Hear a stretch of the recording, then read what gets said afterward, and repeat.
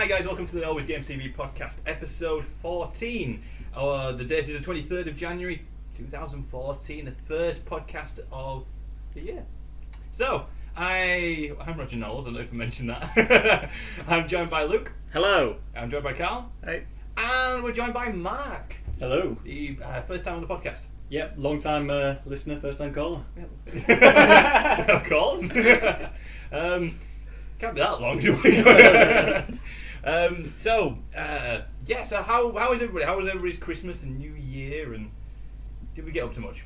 Really good. Plenty of gaming. Got through a couple of games. Sleeping Dogs is finished and done. Did you get through that? Done and you dusted. never actually mentioned to me that you'd even started. Yeah, started, finished, all over a festive period. That's fantastic.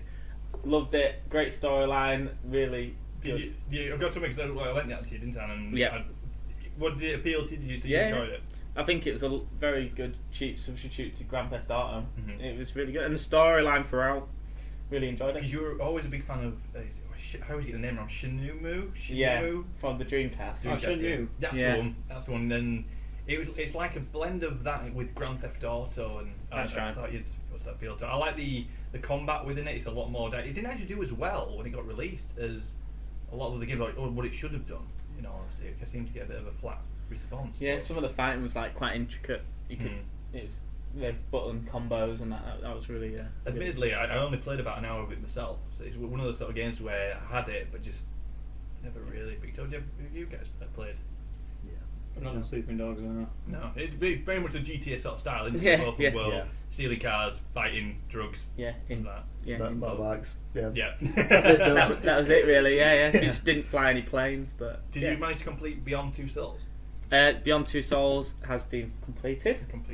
Yeah. So, out of Luke Goach's personal review of Beyond Two Souls, give it a mark out of 10. When we last had the podcast, it was a 3.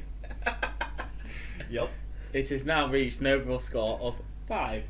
Oh, so it's gone up. Yes. Oh, that's good. I was discussing this with Mark, and towards the end, it redeemed itself ever so slightly that it made me feel finished. Yeah, it made me feel to the point that it was nearly worthwhile spending that time playing it. Well, that's good because you really were Against down on it, weren't you? With like your whole approach to it, you'd had enough pretty much, weren't you? Yeah. You wanted to complete it mainly just to be able to get your money. Yeah. Worth, really, in all honesty. How they sold it was like going to be the game of the year, but it didn't live up to that expectation. I think everybody's expectations were high of it due to heavy rain. Yeah. And that was a very, very good game, and that was a selling point for me. Was Yeah. that it was the makers of Heavy Rain, and I thought I really enjoyed that. Mm-hmm. But So follow that. It seems to, like I said this before in the last podcast, it seems like Telltale Games have more stepped up and taken that genre of games, themselves, and almost been crowned like the leading company for that. There's a resurgence from them now, isn't it? Since the early days. You don't need to go OTT or spend, because if you look at it, must not cost them a huge amount to do the Telltale Games because the art style is. They're not having to do motion capture. Sorry, that's my stomach. We've just been fed by Luke, so extremely a lot of good food. I don't know. Yeah. So my stomach's like digesting everything. But yeah, with the like Telltale Games, the art style, it must not take them a huge amount of time to do all the graphics and everything like that. You'd have thought that, but we're still waiting for Walking Dead 2, Wolf Among Us, and other games that they're slowly drip feeding to us. Well, season 2, when did that come out? That came out at Christmas time? Just yes, before Christmas. December. Admittedly, the Wolf Among Us, that took 3 months to come out, the second episode, which is coming out the first week of February. So that did take a while, but they said there was a reason for that. They had a bit of a problem on the company aspect of it, and they said that won't happen again. That was an unforeseen problem, so that's why it's taken so long. Yeah, I also, over the festive period, completed the first episode of that Walking Dead 2 in December. What really did you good. think? Yeah, it's it's set up well. It's introduced some new characters. All the choices that you make from the 400 days haven't come into effect just yet. That is one thing I've noticed. Yeah, it didn't seem to have made. There was a slight problem. Have you guys played it yet? Not the first episode yet. Right. So, I won't do any spoilers or anything like that. But there is one aspect where she does respond to someone and said, "You have played season 1, right?" Yeah. Okay, sorry, you haven't, have you? No. Right. I don't. Completely I out won't of tell this you exactly. season, But so- at one point, Cover your ears now. All right, okay. Yeah, if you don't want any spoilers from season 1, please, cover your ears. At one point, Lee in the end of season 1, you get that choice of to chop his arm off or not. Mhm. Now, I chose not to because I pretty much went on the theory that he's screwed anyway. So, Yeah, so you might need 2 hands. You chose the same option. So I thought, well, in that case, he's going to need 2 arms, sort of thing. Did you get to choose? I cut the arm. I thought we're in for a penny on this one now. Might as well go the whole hog. Exactly. You can use a gun with one hand. It's just a small gun. Oh, how did you go with the mechanics at the end when you're fighting through all those zombies? Then, because obviously I had 2 options to use, which you can presume you only had 1 option for 1 hand. From what I remember, 1 option, but Yeah. I mean, I wasn't looking for a second option at the time. Rope swing was game over. But in the episode 1 of season 2, something is said to Clementine, and you respond with, well, it does it automatically. She says, "I knew someone who only had a stump for an arm." Ah. Now, I never chose the option to choose, so I was thinking, well, is anybody else she meets with only 1 arm? And I was like, no, there's no No. point. And she says it in the episode 1 of season 2. Now, I loaded up all my saves, and I was like, Yeah, I did. I chose to learn. okay, and I did. We did a review for AlwayzGamezTV. Check it out on the AlwayzGamezTV.com. Look, so when I didn't actually mention that on the review, but now thinking about it, that was one issue. What I didn't think. Hold on a minute. There's a bit of a miscontinuity here. Of that was the only problem with it. What I found was that threw me off a little bit. And that'll be like the make or break for me a little bit, is that they sell the games of the choices you make will impact them. They say it through Beyond Two Souls and Heavy Rain and a couple of others. So it'd be interesting to see the mechanics of, how many paths do they have, because there's such a variety of choices in the first and in 400. Because every single chapter in 400, I think there's about 8 characters you can choose from, and it's a 50-50 split on characters. So it'd be interesting to see how many routes, because Can affect it. yeah, because you could have saved a variety of different people in different sequences. So I imagine they'll just do what they did in Walking Dead season 1, where it's that 50-50 split in that moment of time. But it'd be good that they bring them through and they all add a sync different to that storyline. That's what I hope. I got to say, I played over the same over Christmas period, the Walking Dead season 2. It was good. I don't think it's the strongest episode they've done. I really don't. I think I would just come off the back of playing Wolf Among Us as well, which I really, really enjoyed. And maybe it was that, maybe the contrast suddenly playing that, and that was very, very good. And then playing this, it does have a different feel to it, 'cause it's a totally different story, but it didn't impress me as much as I thought maybe the episode of season 1 did. That was a great introduction to the whole season. The pacing of it, you invested into people around you. You kind of connected with Lee instantly because he was a bit of an outside coming into it, and yeah, but with this one, there was nobody around Clementine that I ever felt like, ooh, I want to stick with that person. At any point, I'm like, I hate you all. Basically, it was like in the group, I was like, I don't trust any of you.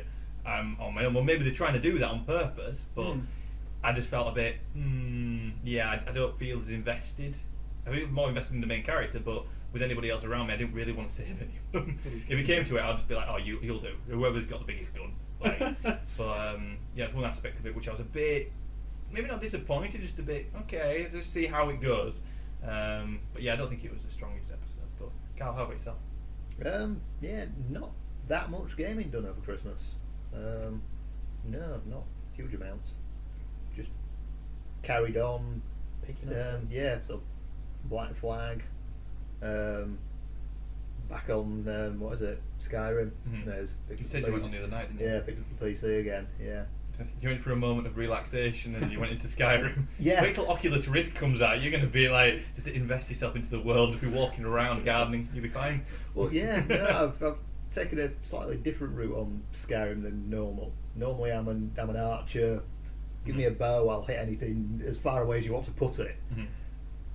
I've gone for a two-handed axe. Bad day, huh? You really wanted to blow some. Probably, some I needed to see and feel the bones crushing. Yeah, possibly. Oh God. How are you feeling now? Are you feeling much better? Okay, I'll leave moving on with that. that. I'll leave that answer. Oh, dear. Yeah, I've got to admit. So it's almost like I've started completely fresh because it's a completely different aspect. Every time I go back to Skyrim, I restart a new character, and I think I've only ever got in about 2 hours into the story. Yeah. I've never got, because I always then play it for so long. Really, I'm going to carry on with this, and then I come off Something it. else comes up. Exactly. Yeah. And then Move up, play that move for a on to little that. while. Go back to it a month later and go, well, I don't really remember what I was doing, or I'll start again. Yeah. So I've seen that dragon sequence at the beginning a good 50 times now. Yeah, I'm probably up there with you. You play it on the PC, right? Yeah. Yeah. What were, you have a few mods on there as well to... Yeah, a few. That's one of the aspects of that game which is... I do like the modding of it. I've not got anything that spoils the game. There's no cheat mods in there, as it were. There's no Uber armor set or Great Axe of Doom or anything like that. It's subtle things. A lot of them are enhancements. Graphical enhancements. Probably the one I find most useful is one of the mods that's it's an unread book glow. So if you haven't read a book, it's there. It's lit up blue, so you can quickly walk into a I've got that one room, on mine as well. look through the library, and go, I haven't read that one. Or there's skill book over there. So actually looking at the title, going, nope, nope. Yeah. Read This that library's one, terrible. It's not in that alphabetical one. order. Yeah. That's probably one of the ones I find most useful. But yeah, it is quite heavily modded, I think. I think that's one of the aspect of the game. I usually longevity, though. fire it up and go make a coffee whilst all the mods load up. So I've never played it before, but listening just now, the fact you can get a book mod sounds probably a bit too slow paced for my really. It's good. Yeah, it's very good. It's good, but it chews into hours. It's not one you can just I'll pop on for half hour, because you pop on for half an hour and maybe do half of one of the quests. Yeah. And then you think, I just need to finish this quest, and it leads straight into another one. And, right, I'm doing this, and you look up and go, oh, it's time to go to bed now. I've worked a few hours. I think I've spent so much time in Whiterun, like just wandering around that village and that town, and just been like, there is more of this game. I just haven't experienced it. And it's like, I know it's good. I just haven't unfortunately experienced it, because, like I say, I come away from it. How about Mark, yourself? Like, have you been up to much over Christmas time? Yeah, sadly, I kind of went a bit off the rails, to be honest, with gaming at Christmas. I was trying to keep it steady, talking to Luke about this, saying, right, I've got a backlog, as always, let's try and power through some of these. And then the Steam sale happened, so that's always a good hit. I was really reserved. I'm usually terrible. I usually go, bye, done. And then I don't touch them for a year, but no, I was a bit reserved myself, but not yourself. No, I went a bit loose on that, because they'd just been the Halloween sale, and there were a few on there where I'd waited and I'd gone, 10%, 5%, that's not enough for me, let's get it down further. And I cracked through a few of those. I finished a few of them. I did Gone Home, which is quite a popular one at the moment. Yeah. I've seen a lot of videos on YouTube pop up of like Gone Home, and it's been a couple of people's games of the year, actually. Yeah, it's an interesting one. I played it with my girlfriend Sammy, and I said to her, 'cause she quite enjoys a game where you can just kind of watch it for a bit. It's only a few hours long. To be honest, if you know where you're going, you could actually finish it in about 5 minutes, to be honest, because it's a bit of a sequence of events.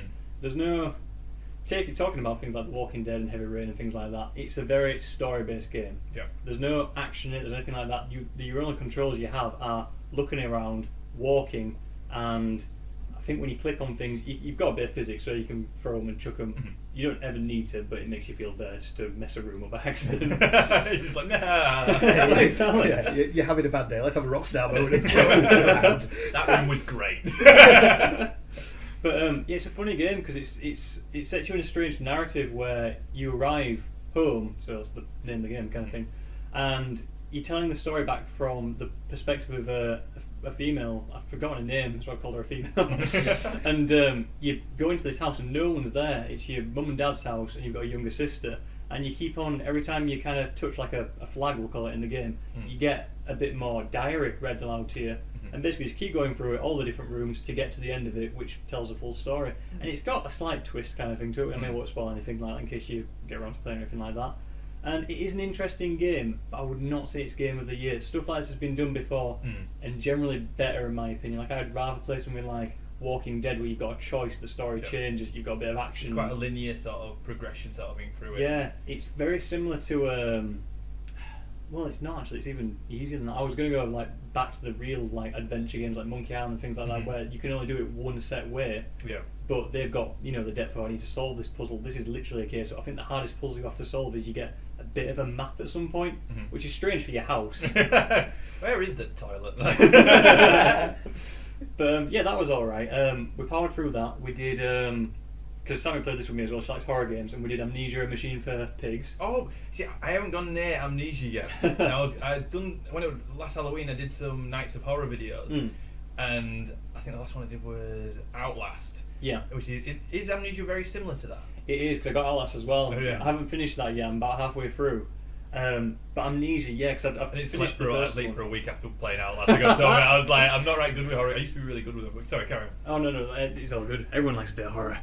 It's that kind of love-hate relationship because you do want to play it, but I act up and I'll say, oh yeah, play this horror game. Someone's always with me. Yeah. That's how you roll, and you'll sit there going, going, Kettle, no. Yeah. I'll pause it. I've never saved so much in a game, but that's the thing that gets you with Amnesia. You can't save on these games. The save option takes you back to the main menu. Like that's going to stop me. I'll do it every now and again because it does save exactly where you are. But these games are really well constructed. They're very Lovecraftian. So like the author H.P. Lovecraft, he wrote a lot of mythos around kind of like sanity and these kind of like old gods and things and how they affect the world and things you can't see. And the first Amnesia game follows you in, I think it's something like medieval England, and you're in this big castle, and it's kind of psychological plus some kind of supernatural horror thrown into it. There's something following you, stuff like that. And all you can do in the game, there's no fight or anything, you've got a lamp for light, and you can move things. It's got a really good moving kind of mechanic to it, where if you hold left click, because it's only PC only, anything you hold, you then have to kind of move the mouse in a gesture that would move it, like as if like kind of like a Kinect or a PlayStation Move style game where it needs that kind of physical motion. So opening doors, you'll click and you'll pull it towards you. You can do it slow, you can do it fast, and it'll slam the door or something like that. So if you open the door and something makes a noise, you'll slam it shut. Like, no, maybe later. Not that door today. Exactly. I'll come back later.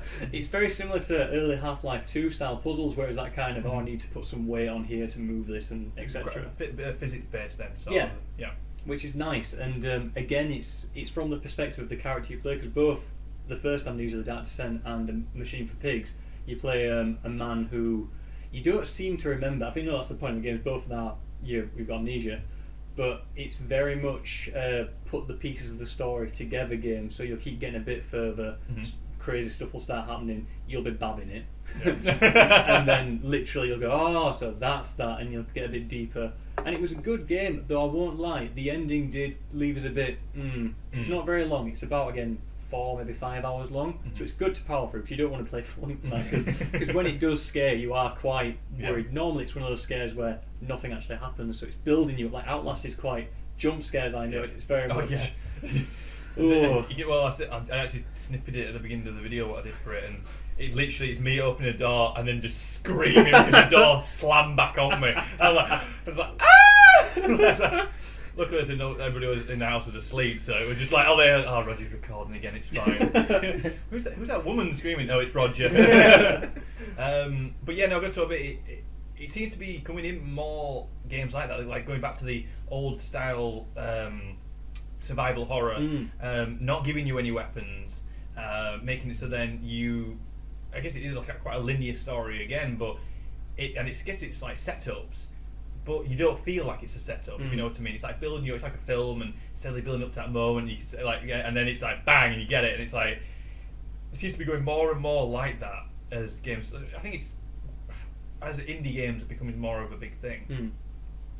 They don't have the vast amount of money and everything like that to do it. Is that they go to these more simple mechanics, which can be the more scarier elements, because it takes you back to something like Jaws, where you never saw the shark until near the end, sort of thing. So you don't really see the scare until as you push on through the game, if you know what I mean. So it's using your mind, your imagination, exactly, which is worse. Yeah, especially when you leave and you walk away and then you go into bed going, just turn that light on for no apparent reason. Or you got that light switch downstairs below at the bottom of the steps, and you turn it off and then run upstairs. I'm still a 10-year-old.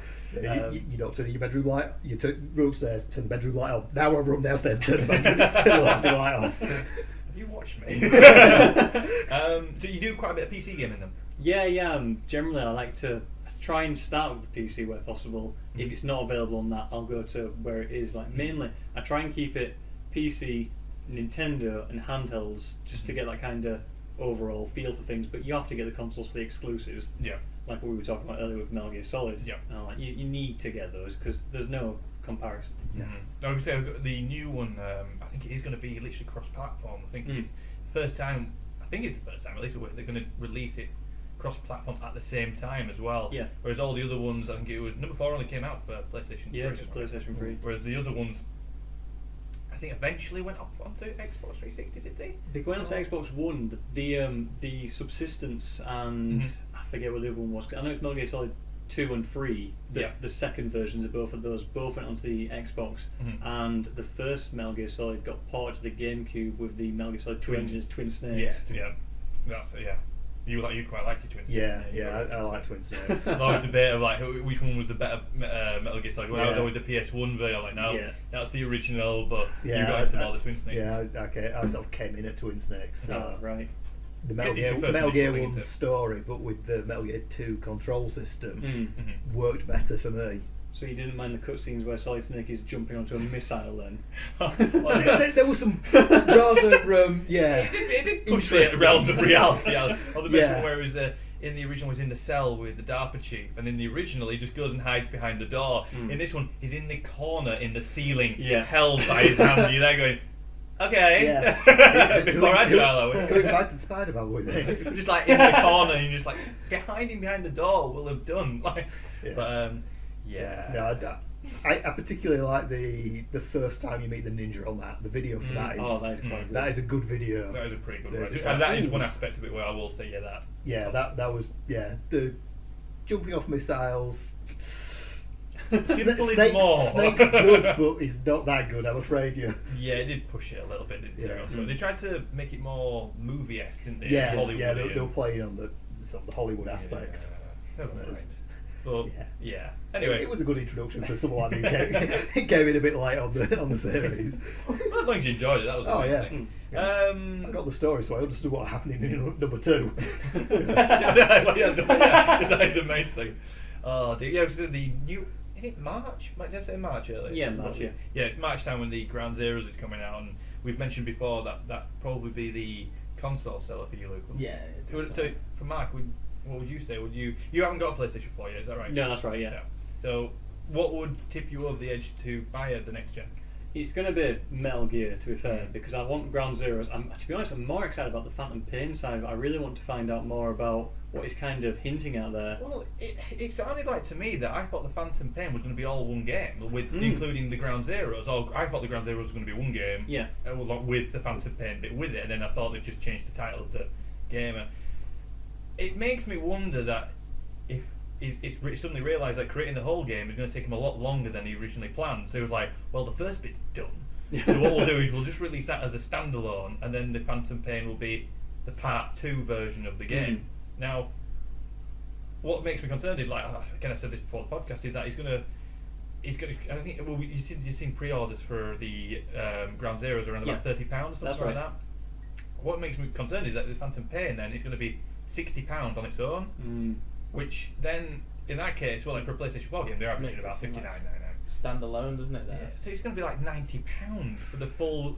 What I would say, he's got to have decided halfway along that he's going to take a lot longer. So the original Metal Gear Solid 5 is going to cost about £90. We don't know that obviously of Phantom Pain of how much it's going to cost, but it wouldn't surprise me if it comes out at full retail price. And if I don't know if I could, even for Metal Gear Solid, I don't think I could pay £90 for a game. You will though. Yeah, I probably will. But I mean, it should give you that taste, that flavour. Isn't it? It's probably going to end on a scene where it's going to invite you, and you'll have to you're not going to. If you've played one, you're not going to get the option of whether you're going to play the other or not. It's a TV series where they leave you at a cliffhanger going. And he wait another year now. He does know the art of teasing the audience. He's a genius when it comes to that. Just even well, we might have this. And you're like, was that a yes or a no? I don't know. You're like, no, you know. Yeah. Well, to be fair, he did finish the first game with the codec call with, yes, Mr. President. Yeah. And you're like, I remember hearing that for the first time, and I was 13 when I played it. And I played it with my brother, and I went, oh, they're going to do a Metal Gear Solid 2, definitely. And he was like, oh no, but he's killed everyone. Mr. President! like, oh, yeah. He does have a really good sort of way of pulling you in. And like Luke, you're right, he's going to do it. It'll just leave you where you'll be so frustrated that you go, do you know what, I'm going to have to... Yeah, I'm going to have to go pre-order that now. Yeah. Put the money on the line. I am concerned about Kiefer Sutherland. I can't say his name. Sutherland doing the voice. I've mentioned this before in other podcasts, but with Splinter Cell Blacklist threw me with changing the something that I've forgotten his name now. The guy who originally did my mind has gone utterly blank. Sam Fisher, the original character in Splinter Cell, the guy who did the voice for him, they didn't bring back for the new one, Blacklist. And it actually took me about 10 seconds to work out who Sam Fisher was when they brought in the intro cinematic. I was like, right, okay. And I was like, and then literally I went, oh, he's Sam. Oh, right, because I just didn't recognise the voice. And they've had so many previous games with the guy doing it, but they said, oh, because the new guy can act and do the motion capture and stuff like that, we wanted to have his voice as well because it keeps it all tidy, which is fair enough, but not when you built up a franchise with that same voice all the way through it and then suddenly change it.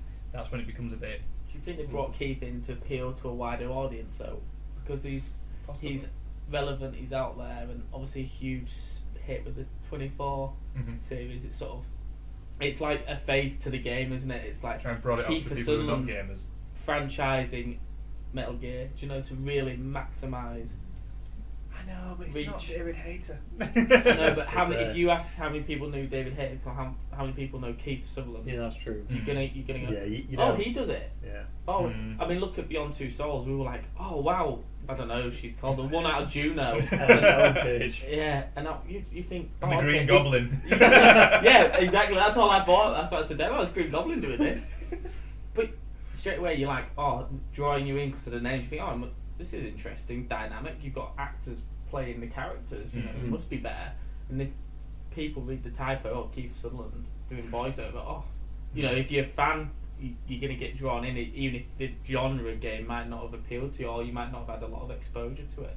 I just hope it pays off for him. I'm looking forward to it, but I'm also very apprehensive at the same time. It's the first time I've ever really been apprehensive about a Metal Gear Solid game, because literally, I remember right from the start, like when they announced, I remember number 3 was the one I waited so long for. I seemed to wait for ages for that game, but I was so excited, and it literally ticked all the boxes for me. Number 3 it was really, really good, but this is the first time I've felt this could go wrong. And much I'm really excited for it, and I think it will sell the next gen consoles personally, even though it is coming out for current gen consoles. It's just I'm just a bit worried that it may cock this one up for the first time. I really, really do think that, but I don't think it will, solely because I don't think the voice actor will have that much impact on it. Me personally, you've not played the other one. Me personally, I just how dare you? I think the graphics will take it to that next level. That the voiceover will become a little bit less apparent when you visually. It'll be that much superior that you'll just go. Well, maybe he'll get there. Maybe he will be a very, very good voice actor. I know he has done a few in the past as well, but it's just maybe it's just a fanboyism. It's just that sort of thing. Once we get through it, then maybe. And hopefully, I'm thinking that maybe at some point in the game, Solid Snake might appear even as a child, and then if he does realise that he has messed it up a little bit, he could turn around and say, well, the reason was because we're going to have Snake in it anyway, so it would be a bit weird if he hears his own voice. Yeah. Now, if he does that, I'll accept. Yes. I'll accept that. Now, obviously, Big Boss, if you haven't played Metal Gear Solid 4, spoiler, at the end of Metal Gear Solid 4, Big Boss actually does turn up, and he's not voiced by David Hayter. Yeah. Voiced by someone entirely different. I can't remember the name of who it was. So that would then explain why that guy's voice is different to, and all that sort of thing, and why David Hayter then does the voice. I will accept that. But again, I'm still apprehensive. Big one for the March podcast. Yeah, hopefully. As I'm crying down the mic. But anyway, guys, let's crack on with the news.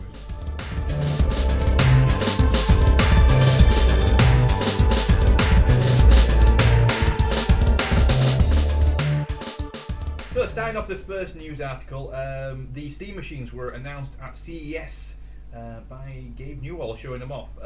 Did you guys hear about this? Briefly, yeah. I didn't watch no. the CES Expo really. No, admittedly I didn't. It was more after through other websites and things like that. But basically, the idea is, as we've gone on with the Steam machines, is that Valve wanted to create their own form of console, but have it as the Steam. Is it iOS? Steam OS, yeah. Steam OS. That's it. Thank you. Which is basically like their form of the PlayStation sort of hub and everything like that. Just their version of it. And basically have a box which is next to your TV, and you'll have access to all the Steam library, and basically play your Steam games on your TV, which sounds really good. Like Luke, you don't have a PC. No. We do. So they want to bring it basically your PC gaming into the living room, and that was the initial idea of it. And the SteamOS has been up on beta testing for a little while now, and so finally it's come along and they've announced all the Steam machines. Excuse me, and they've announced 13 of them, I believe. Now, actually, not sure. Luke, how much would you pay maximum for a box under your TV to play games? Now, I know she's asking the one person that's doesn't have a Steam box or doesn't know what a Steam box is. So you want to know how much I pay for a box to play PC games? Yeah. It's got a web browser as well. What is it? Yeah, Oh, yeah. no. But it's not a PC. £30. Not an actual just cardboard box. Well, with flip screens, manual. I'll sell you a cardboard box for 30 quid if you want. You've been living in Yorkshire too long, mate. That's really your answer. Okay. Right, well. You're not getting one. You're not getting one at all. That's why I'm not a PC gamer. Anyway. But, I think I pay more for one stick of RAM than you pay for the box. I thought this was an expansion. Hmm? Isn't it an expansion to your PC? No. It's a standalone it's like box. That it basically. Think PlayStation, but with PC games. Yeah. Oh, right. Okay. So I thought it was just like an adaptation to a PC, like you put it on. No, So it's a standalone. Okay. And it's PC, so I'm going to discount it from the usual console. I'm going to go £180. Still Looking at don't all think the you get prices, it, I'm like, It's, nope. No? No. I'll take you through some anyway. I'll read out the names. Yeah, thank you. One that looks like a cube is called the Alternative. It's That would be mine. And it costs $1,339. Right. We've got the Cyber Power PC, which has multiple layers to it, so there's like different gradients of how good it is to the quality of the games it'll play, sort of thing. So that's $499 up. So the more better it is, It's the more affordable, yeah. So Yeah, about 300 quid. Then you've got the Digital Storm Bolt 2, which is just over $2,500. You've got the Gigabyte Bricks Pro, which hasn't been announced price yet. You've got the Falcon Northwest Tiki. That's the actual name. That one does actually look quite cool. Look at the picture. They've got like a Yeah. thing on the side. Yeah. A bird. That That's looks, the sun. that's it. That looks more like a gaming rig.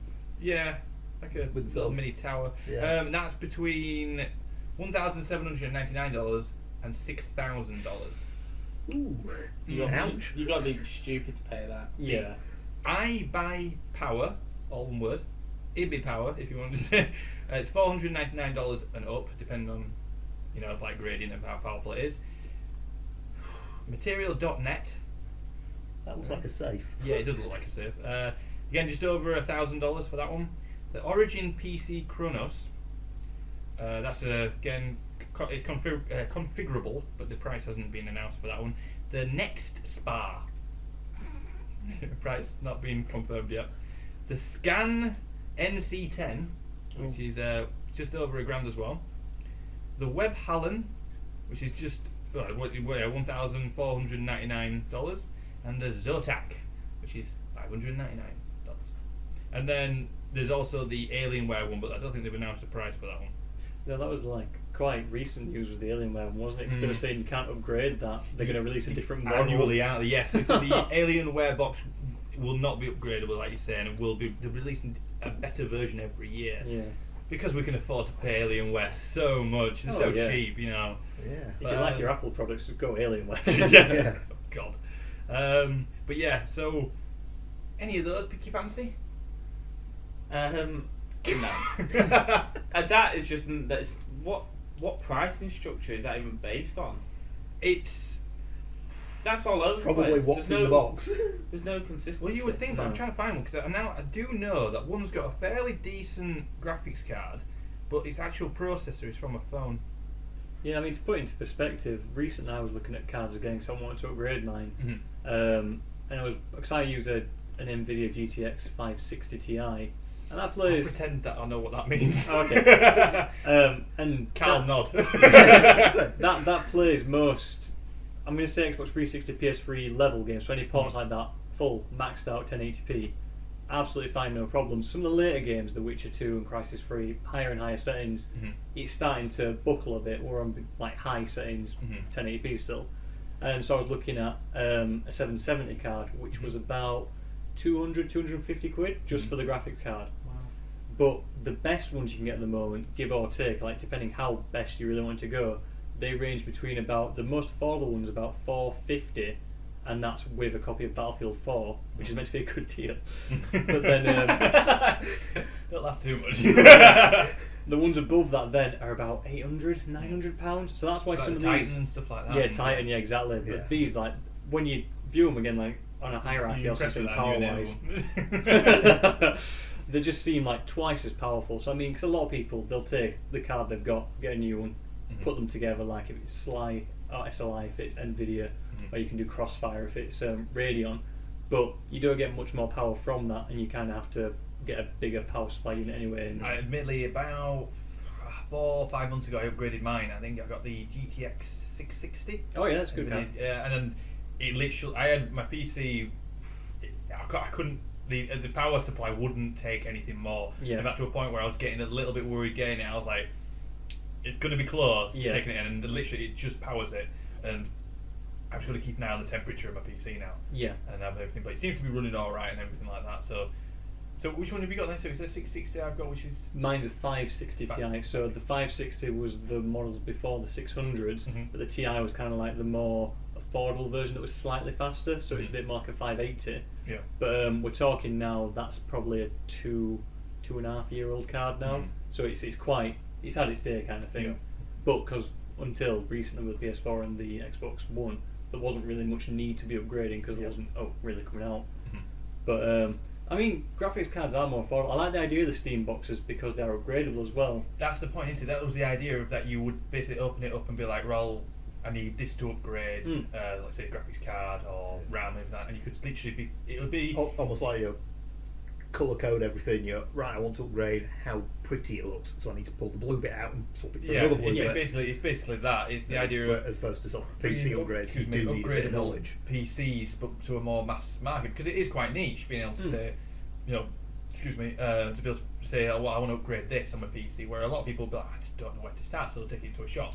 But this is basically bringing that into a smaller box under your TV and be able to steadily upgrade it as years go on. However, like I say, in a way, I've got a Steam machine because I've got a fairly okay PC and it's next to my TV. Yeah. So that's my Steam machine.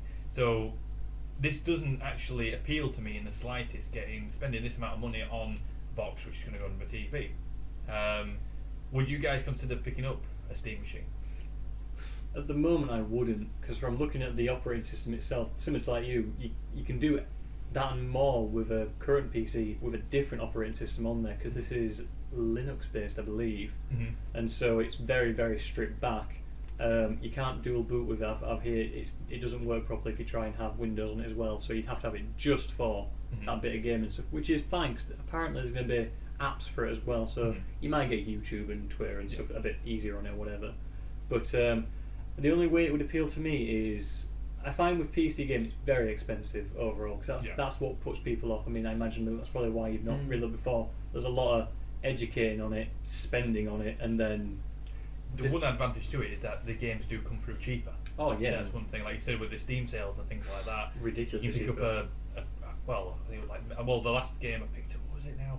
Something like Metro Last Light? No, well, no, but something like that. Yeah. And it was a tenner or something stupid as daft as that, and that's a very good game. Oh, yeah. And it's just at such dirt cheap prices. What you wouldn't see on the console prices dropping that astronomically. No. For that sort of time period. Well, even new, because I was looking at Dark Souls 2, like getting that pre-ordered, because I'm quite looking forward to that. Also in March, and the difference between that pre-ordering that for PC, I think it's a Black Armour edition it's called. That's £30 brand new for PC pre-order.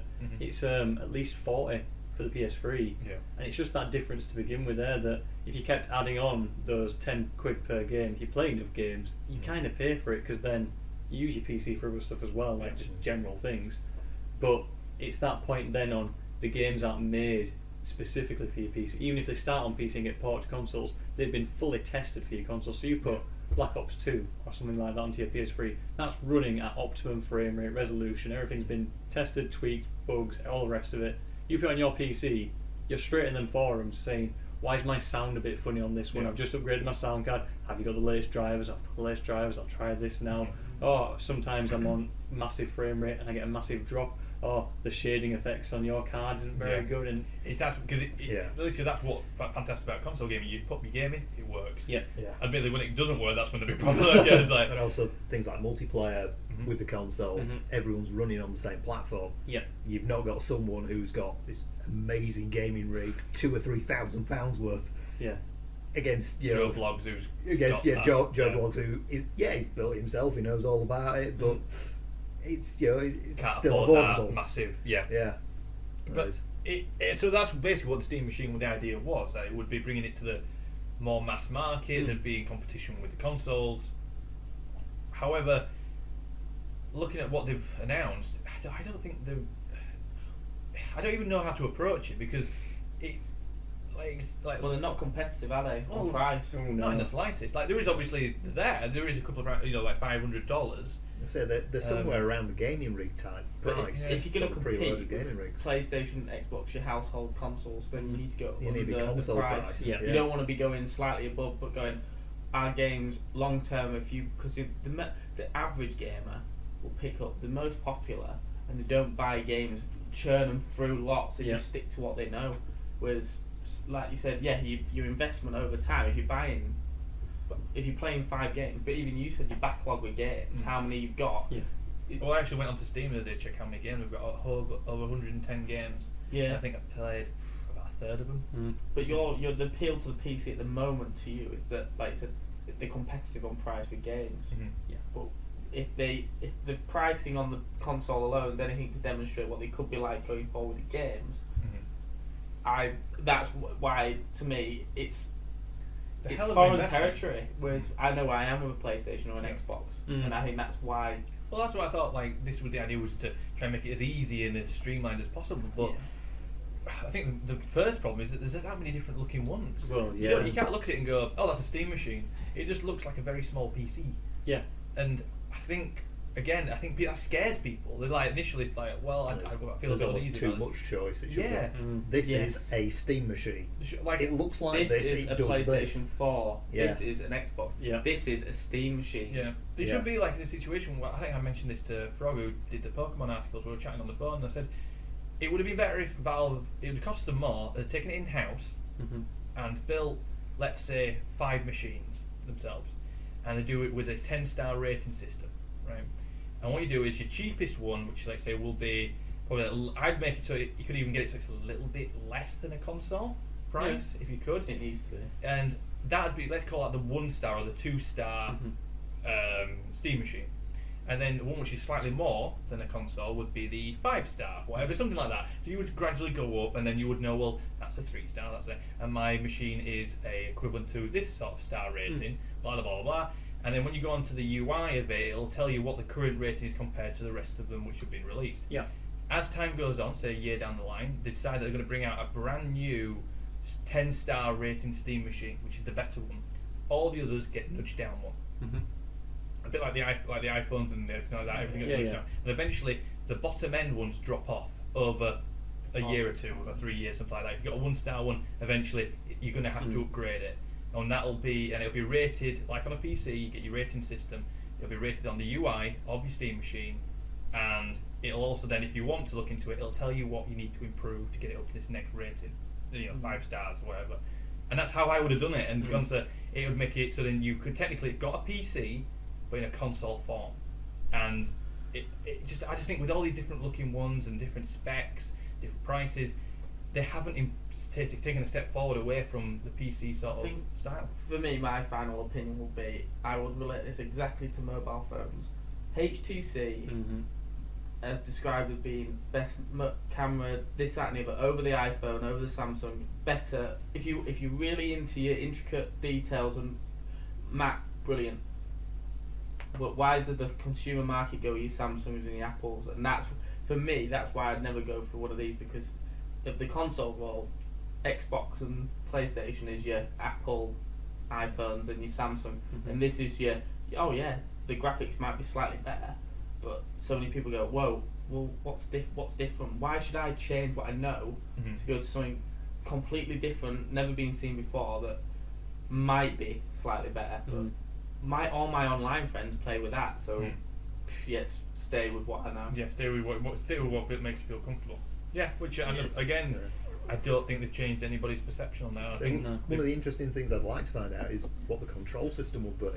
Oh, is it going to be a controller? We haven't even spoken about the controller. Is it going to be a controller, your PlayStation style? Have you seen it? Is it a keyboard? Have you seen it? Good controller. Oh, I'll tell you what. No, I haven't. Have you? It is a controller. It is a right. It aimed to work with any game was their design plan with it. Well, I'm just thinking of my gaming rig at home. I've got a PC. I've got the gamepad. About 32 customizable buttons, little joystick under the thumb. I can customize that, do everything. I mean, I believe it's going to be USB as well, so you probably could put in like a wired Xbox pad or something. I imagine, but I think the pad that comes with it is it's a strange plan, because they try to aim it, because obviously PC games are quite different, aren't they? I mean, there's like strategy games and things like that, so they kind of have these two circular kind of half touchpaddy things, and then a load of buttons everywhere. I've brought up the image now for Karl to have a look at. And that is obscene. Yeah, it's like, the idea is that it actually hasn't got any analog. It's got 2 touchpads. It's 2 touchpads to represent the keys. You lose that feedback of an analog stick. You know, you push an analog stick forward, you're going to go forward. Yep. You slide your thumb forward, what's going to happen? You're going to look up, go forward.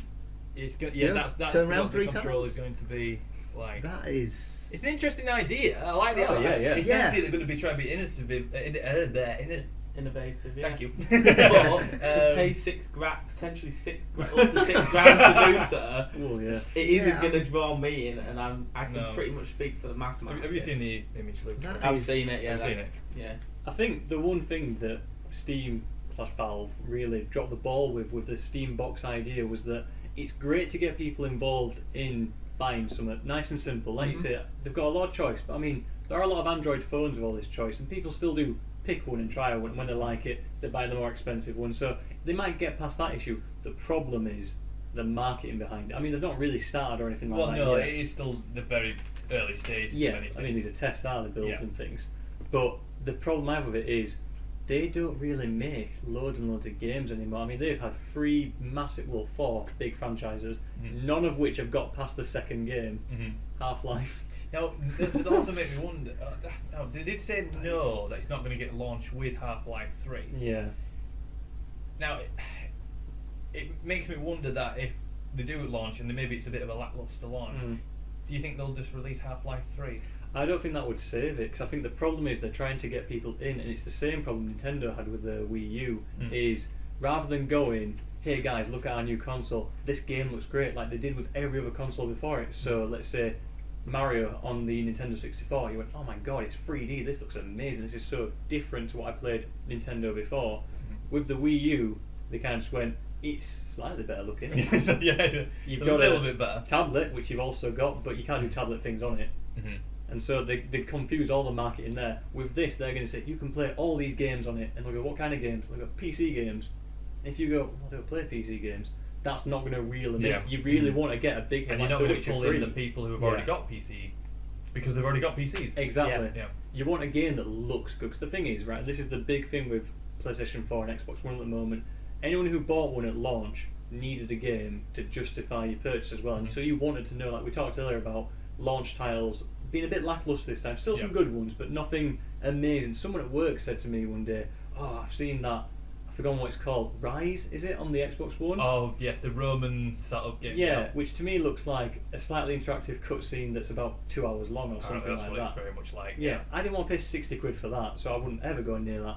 But I remember when Xbox 360 came out and people would say, man, have you seen Project Gotham Racing? The cars are so shiny and things. And it's true, you look at it and went, that does look quite nice. It was a slight jump up, but graphically we didn't jump loads this time. We got more, but it's not there. I think the sudden shock from PS2 to PS3 was a bit of a shock. It was like, okay, but this one's a little bit of a step because, you know, it's. I think with the PS3 360, I think they got more out of them. Oh, more juice out of them, and I think they still are. You know, the PS3 is still improving. And I think it's still got like in the present. I guess it's present gen, even though the new ones are out. Still, it's a little bit of a all over the place. But yeah, I think it's a weird one that Steam are trying, or Valve should I say, are trying to do. And I think initially their idea was really good, but now we've seen them starting to like come up with these boxes. It's like, well, it's not actually them, but obviously it's external companies making them. It's a bit confused. Yeah, and I'm thinking they're going to have to almost take a step back now and say, if I were them, I'd go quiet for a while and maybe rethink and rehash things up and sort of look at how people are looking at it now and say, where can we go from here to improve this thought about? Cause I don't think I've gone anywhere really and seen a full 100%, oh, this is a great idea. Yeah. It's always been a bit, oh, okay, and not been, you know, overly positive. Well, I mean, it's very similar. I mean, it's not, but it kind of is to the Ouya, if you know about that coming out and stuff. And that was again this kind of, it's a new way to play games and games you've not played before, and that really bombed, to be honest. Stuff like these kind of ideas, you've seen a lot more smart TVs very with niche. games. That was very niche. Yeah, I think, in all honesty, I think where Ouya sort of did well or doing well is that I think you can get hacked games. I think. Yeah, I believe. To get to play, I think of Nintendo games you get lots of emulation. And things, yeah. And I think that's where it's. I think that's where it's. In all honesty, so you don't have to, you know, do all that. But yeah, it's. I think it's going to be interesting to see, but I don't think we're going to hear anything for a while now off them.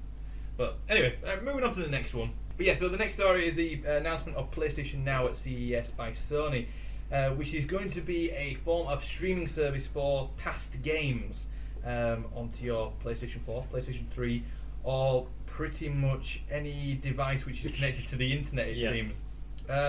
Did you guys see this announcement? I did. That's fine. No.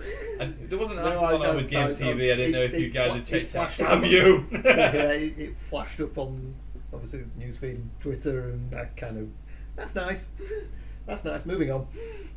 Basically, the SCE President and CEO Andy House unveiled details on PlayStation Now, their new service that will let you stream games to your PlayStation devices using Gaikai Cloud technology. Now, Gaikai was bought by Sony about 2 years ago, there was this thing which was going to happen.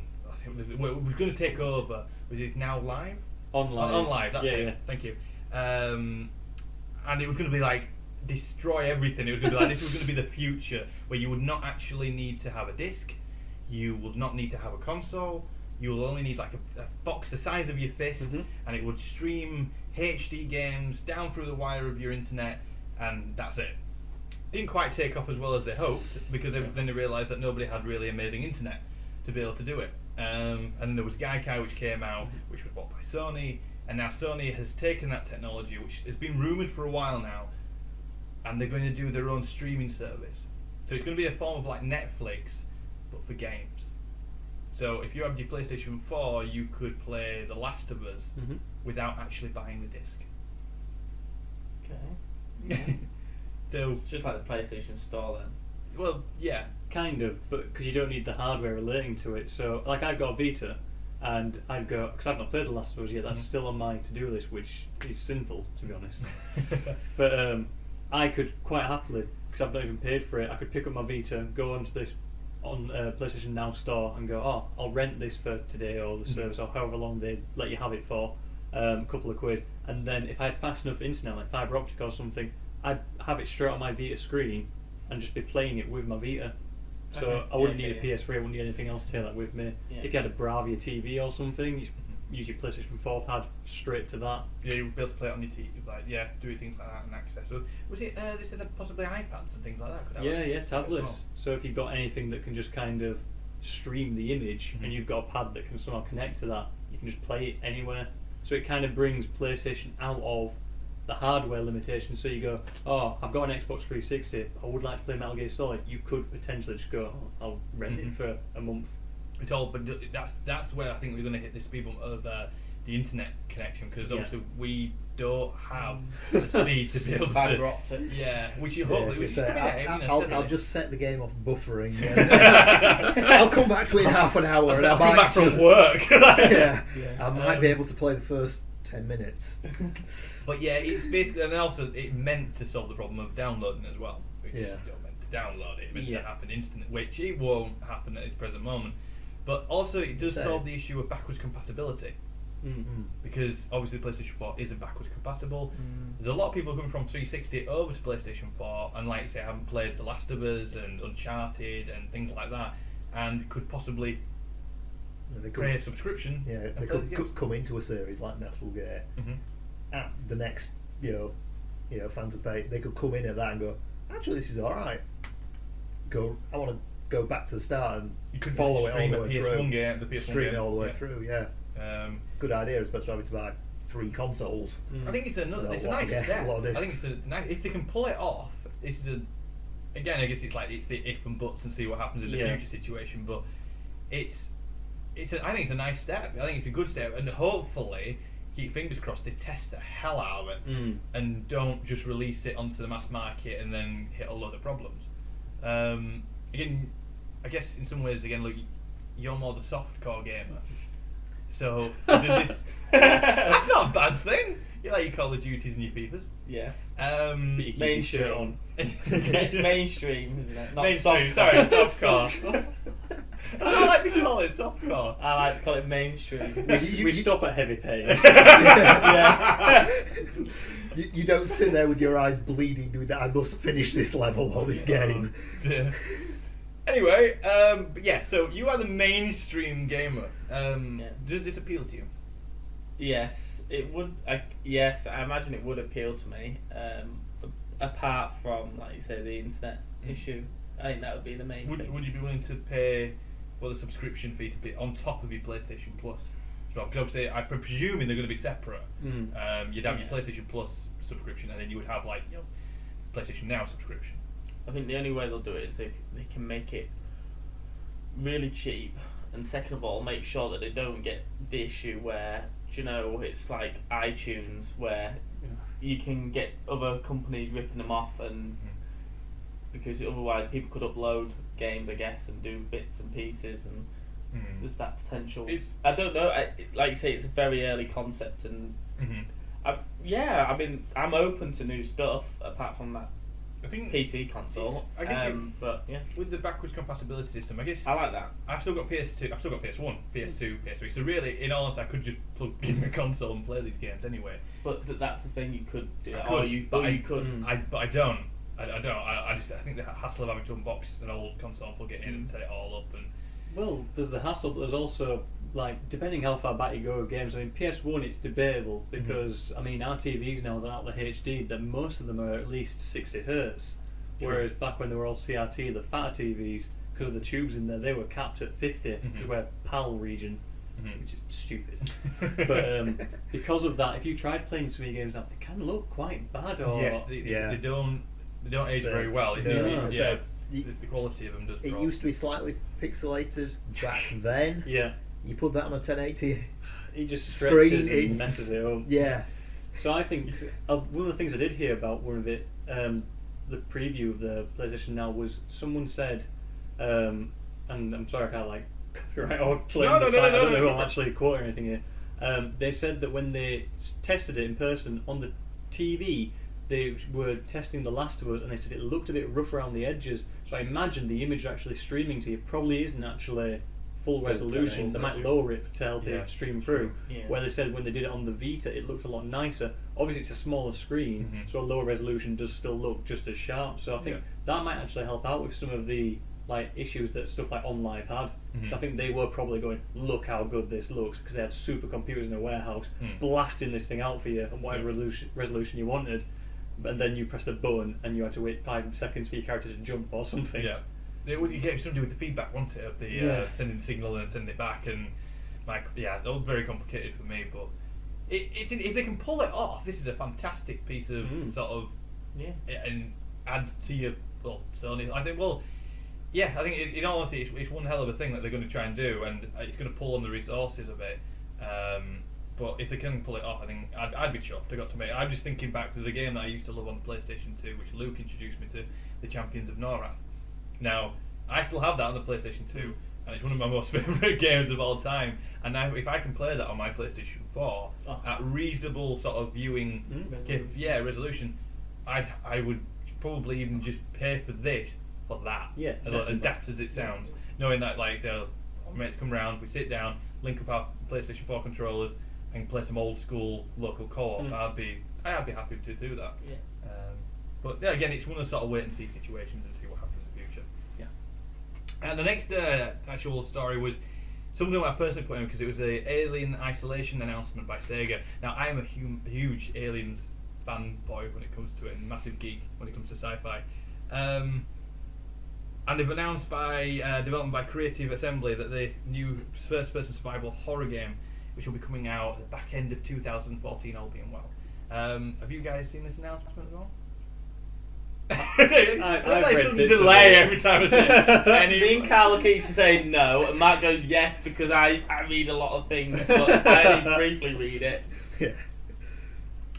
So go on, Mark. I've touched on it because I saw that there'd been rumours going around for a while that they were working on this one, but they weren't going to show anything after the massive steaming mess Colonial Marines was. So they were very scared because, just to bring everyone up on that who doesn't know, Aliens Colonial Marines had a bit of a preview session shown to everyone before. All the press and stuff like that, Yeah, and it was all basically lies.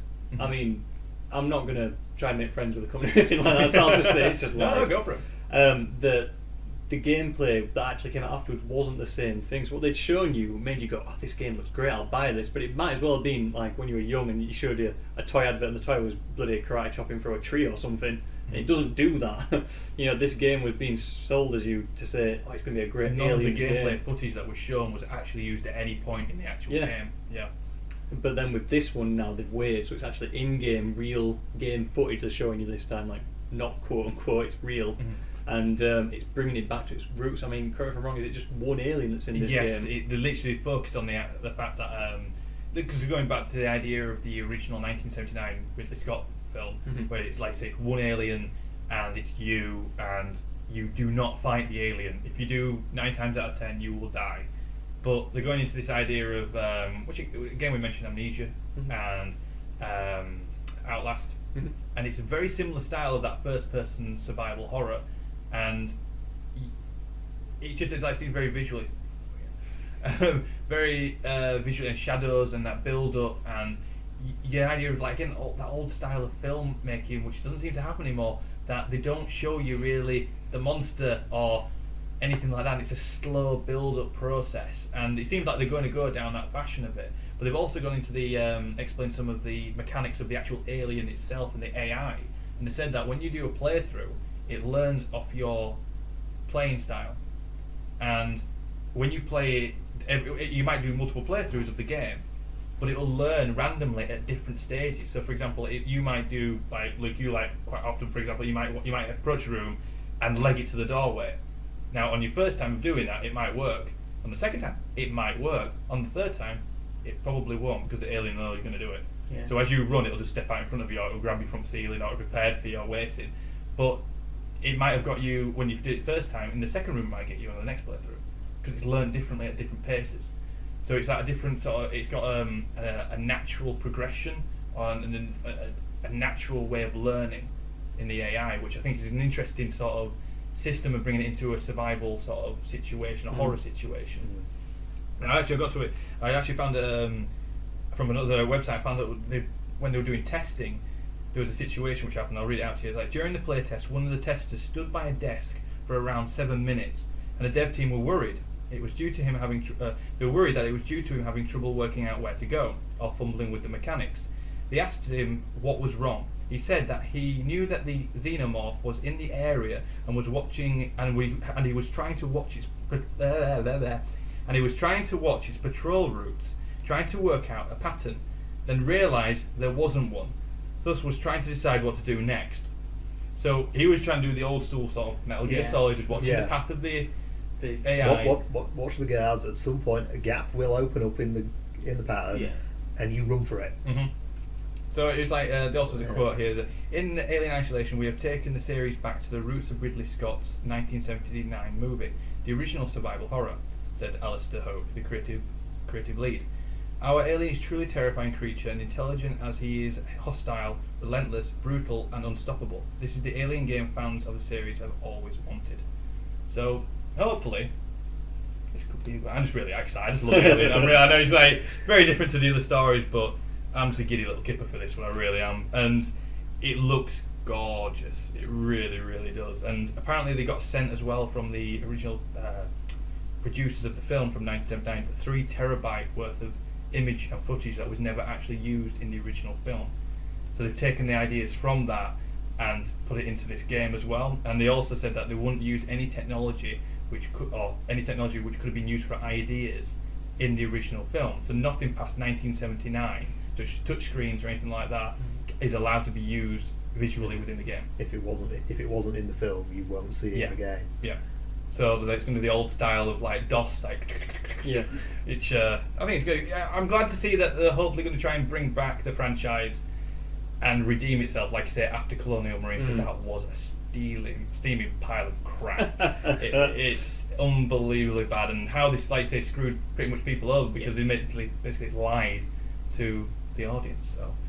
Anyway, guys, I had to slip that one in there anyway, so I was like I say, I'm chuffed and looking forward to it. And it's coming out for the PlayStation 4, Xbox One and PC. Now, it did say somewhere else that it's coming out for PlayStation 3 and Xbox 360, but I've seen it in a bit sporadic ways. It's not saying that everywhere, so as far as I know, it's definitely coming out for next gen and the PC, but for current gen, I'm not entirely sure.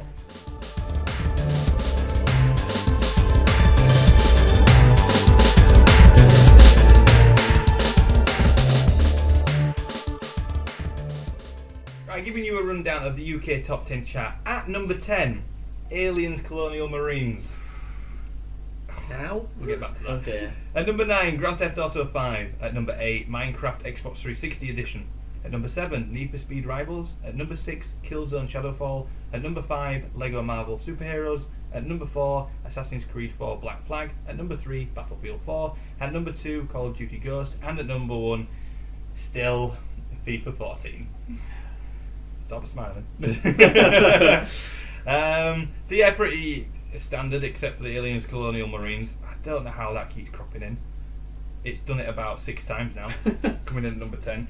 The only thing I can think of is literally the announcement of Aliens Isolation, which maybe piqued the interest of a few people and maybe snapped it up. You'd imagine reduced price and brand recognition. Yeah. Someone walks in, I could do a new game, Aliens. But I think you can pick it up for about $5 now actually. I think something like that.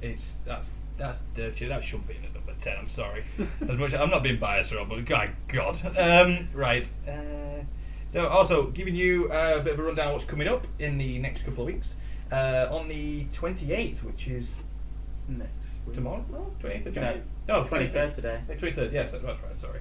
On 28th of next week is Dragon Ball Z Battle of Z. Z Battle of Z. Are you a Dragon Ball Z fan? I'm a Dragon Ball Z fan. Yes. I never got into it. I didn't get into the cartoons or anything, so it kind of passes me by this. It's quite an interesting take on it actually, because I won't go into a lot of detail because I had a lot of chat already. But the Dragon Ball Z games overall, they've moved between companies that own the rights to them, because you buy them and it's like gold dust, because no matter how bad the game is, it prints money. Because there's a lot of fans just from generations. Because the original manga came out in the early 80s in Japan, and we didn't get it over here until much later on, like the early 2000s. It was Cartoon Network for Dragon Ball and Dragon Ball Z and the rest of it. The games started coming out around that same time, like the PlayStation 2 era mainly. There were a few PS1 games, but they were straight from Japan ports. But the company that owned them originally, I think it was Bandai that had them. They lost the rights now, unless they've just gained them. I think they've gained them again. Cause I think it's them that's got them then, and it's the other company that lost them. Yeah. Someone's gained, someone's lost. Yeah, and the people that used to make them, they made the Budokai games, which were just like kind of flat-on 2D fighters, and that evolved into the Budokai Tenkaichi series, which was a bit more 3D flying around. Yep. Quite a good idea for it to make it feel like the Dragon Ball Z style of fighting. Very fast, as I remember. Yeah, incredibly fast fight. Real button burner. You were. Well, that's it. Yeah, you get the blister on your thumbs. Yeah, you sat there with your thumbs smoky after a couple of rounds, thinking, "Wow!" And I still don't know a combo. But then after that, they released for the 360 and the PS3. There was a few games, Raging Blast, Burst Limit, and recently there was Ultimate Tenkaichi. It's the names what I think are fantastic. Yeah, Burst Limit was the one. You get like Mortal Kombat 3 or something like that, or Street Fighter 4, like Super Edition, but they're released. Well, yeah, to be fair. Yeah. But with this one, the idea was inspired by a Japanese arcade game where it was only an arcade unit. You played it multiplayer. There was a set of 4 in the arcade, and you'd all put like your 200 yen in or something like that, and you played like with a roller ball and some buttons, and the idea was that it was a free roaming map and you could team up with each other for a bit of a deathmatch fight. And they've taken the same idea of this, where every match is kind of 4-on-4, and rather than it being a straight up fighting game, it's kind of like almost like a bit of a flight sim in some aspect. It's third person, but you can obviously fly, run, beam, attacks, whatever, but you can do tag things together, and it's 4v4. So the idea of the match is kind of like this crazy deathmatch idea PvP where sort of like exactly, like kind of like almost like an MMO PvP. But I like the idea they've gone with on this one, where it's more similar to the show where you do fight with other people and stuff like that. And it's based. The reason it's called Battle of Z is because recently there was a movie in Japan called Battle of the Gods, which is meant to be canon to the series, which is set after the Majin Buu saga, which is the end of Dragon Ball Z, before GT, which Akira Toriyama, who wrote it, wasn't involved in. But I'm just not. I'm like yeah. But yeah, it looks promising. I had a quick eye on it. It's coming out for most consoles, isn't it? I put it down as just 360 and PS3, but it wouldn't surprise me if it does come across to Xbox One and PS4 at some point. I've got told, mate. It seems to be that spot point of current gen to next gen. There's like a little bit of a gap still of that period of time. They're not quite sure what to release on, so they'll release it on everything. Well, yeah, I think it's going to be that sort of case. But yeah, like you said, the Dragon Ball Z series does print money. They do sell. Same with Pokemon and Yu-Gi-Oh as well, which is always a big thing. Like that seems to sell. They always sell games. But the next one up is also Tomb Raider Definitive Edition, which is coming to Xbox One and PS4. Again, we commented about this on before the podcast, and yeah, I haven't played it. I've got it. I've played about 20 minutes of it. I don't know. I'm a bit apprehensive about picking up the Definitive Edition. You weren't overly impressed with it, Mark? No, I finished Tomb Raider. It was on the build-up towards... It must have been around November-ish. I think I got it in the October Steam sale on PC. And I imagine this definitive one must be literally all the settings to the max. When we talked about this I think they've gone back and tweaked how she looked slightly as well, and improved that. And I think the Tress effects, it sounds like a hair shampoo. It's meant to be all the physics for the hair and how it flows with the wind and stuff like that, and which I think crashed a lot of people's PCs. Yeah, it did. I think they've gone back and tweaked, maybe made that a little bit better. But I don't know. It's like I said, I've heard mixed reviews on it, and again, if it's coming out for Xbox One, PS4, you're looking at about the £60 RRP price. So it's going to be an expensive game for a game which I'm not sure about. No, you know what I mean? You'd have thought that most people that would be likely to buy this would have already had a PS3 or an Xbox 360 and probably played it already. Yeah. I mean, they might just want to upgrade it. Because I know sometimes they do that with Assassin's Creed. If you own the PS3 version, you can pay more. You did that, didn't you, Karl? Yeah, I did that with PS4 edition. Mm. Yeah, Black it's, Flag. it's worth doing. Yeah. It's worth doing. Yeah. That'd be the kind of thing I'd have expected with this, rather than if they just RRP at Rather than 60 doing quid. a singular standalone game almost. Yeah. Yeah. Again, it's an interesting one. I think I might just hang off and wait for that to come down in price. It's going to be the next up is the Wolf Among Us episode 2 coming out in the first week of February. I don't think they've announced actually which day it's coming out, but I presume it's the Friday because everything comes out on the Friday, the first Friday in February. So again, I played the episode 1 of that, absolutely freaking loved it. Did a review for AlwayzGamezTV, which you can check on AlwayzGamezTV.com. Anybody else had a bash on that one? I've started it. Got it. Good. No. No, I keep it's on my suggesting you. to-do. Yeah, I'm going to be purchasing probably this weekend. I so would suggest it. I really, really would. That would be one recommendation. I was speaking to Michael. I just said I'm going to purchase it when I knew the release a few more. I don't want to just, like I've done with Walking Dead, purchase it and then I'm waiting for the rest because I bought the season pass, but I'm now waiting for the release. At least now I know that these are going to be every month. I can start. You're not really enjoying the episodic system of it, sort of thing. I don't mind. Yeah, I don't mind, but because they're only 20 to 30 minutes long, it's alright if you want to pick up, but you sort of remembering where you are with it and what decisions you've made, because it's a decision making game, you want to, because I even forgot what I did in 400 days. Yeah, so that I was don't actually a know bit what weird I've though, said. that one. That was, you couldn't really, you didn't spend a lot of time But with anybody on that one. Wolf Among Us, yeah, I'll be purchasing. I would advise and I'll it. be playing. Anybody who hasn't played the Wolf Among Us, just pick it up and have a go, because that's really good, really good. Fable Anniversary coming out on 360. I played a couple of Fable games. This doesn't really interest me. I've played them, been through them, done it. I guess it's that sort of thing again, they're re-releasing. But then other than that, it's the Lego Marvel, not Lego Marvel, that's already been released. The Lego Movie video game, which is coming out on Xbox One, PS4, Wii U, 360, PS3, 3DS, Vita and PC. Pretty much everything going. Well, that's pretty much Lego, isn't it? Right?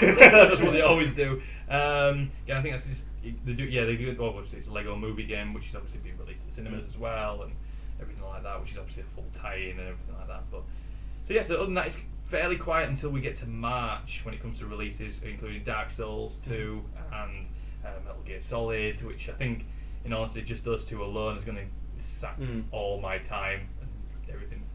My life into those two games. Dark Souls, it's aptly named. It really does suck the soul out of you. You need to have moments away from that game, just like, everything's nice, everything's fine. Everything's nice, everything's fine. Nothing's going to try and kill you as you walk down the street, or you'll be fine. I love the hardcoreness of that game, where literally if you die, you start again. Like you lost all your souls. That's it. You have to go get your souls again. You haven't seen it, have you, Luke? No. It's the fact that you want to be this ultimate badass. You're going to be the Viking warrior and all the rest. And it kicks you in the nuts. And you start with a loincloth and a sword handle.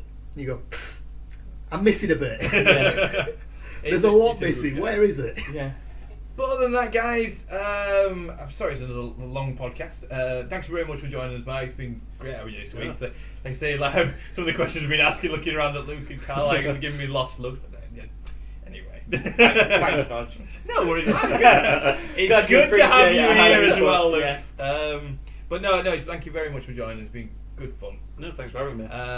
Karl, thank you very much again. Yeah, pleasure. And Luke, Thank you. how are you? Fine. I'm going out tomorrow to buy a Steam box. So when you come back with like a box which is on fire, you go, not quite what I meant. Yeah. But thanks from me as well, guys, and we'll hopefully be back in 2 weeks' time. And until then, I'll see you later.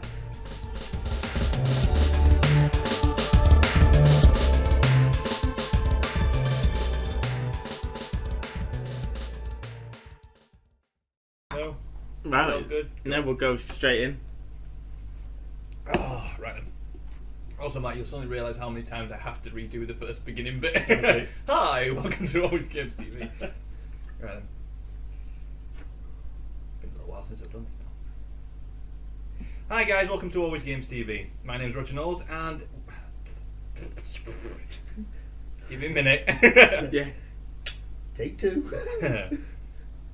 Hi guys, welcome to AlwayzGamezTV. Doing a different side of a video. Welcome to the new year. It's 2014. That would be a really good start. Happy to have you here. um, Hi, I'm Luke Gocher, your new host of AlwayzGamezTV. If you could just take it over at the beginning of it, that would be amazing. Once I get my flow going. Yeah. Oh, I just want to warm up, I'm alright. You want to do what they do on Nine Commandments? Human Torch was denied a bank loan. How now, brown cow?